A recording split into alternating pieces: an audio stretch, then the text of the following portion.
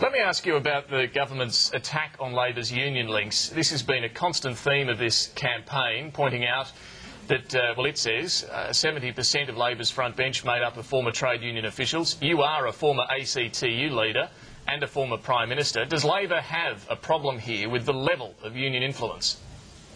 No, it doesn't. This is one of the most despicable features of the Howard campaign. John Howard, rather than attacking the trade union movement, should be down on his bended knees saying thank you to them. I ask you to remember the facts.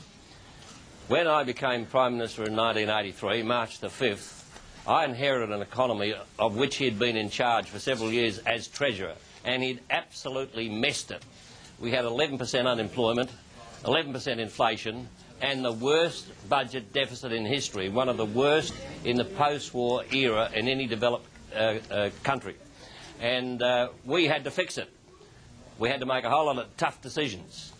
And we were more effectively able to make those tough decisions because of the complete cooperation of the trade union movement.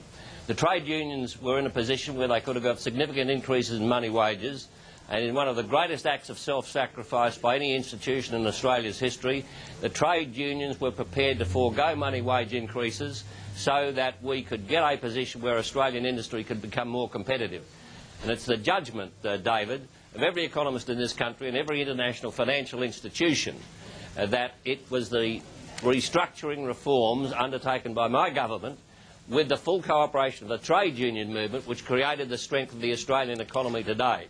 So instead of attacking the trade unions, this man should be eternally grateful to them. So why don't we hear that sort of stirring defence of the unions from Kevin Rudd? Is he running scared on this, or should he be picking up the arguments you make? No, you watch these spaces, you'll see it coming out quite strongly. Would you like to hear a stronger defence of the unions? It will come. It will come. It's not that they don't appreciate the trade unions. I suppose I speak about it perhaps a bit more passionately because I was there. I've been a trade union official and I've had the responsibility as Prime Minister of fixing the economic mess made by John Howard, and I know that I was able to do that much more effectively because of the trade unions.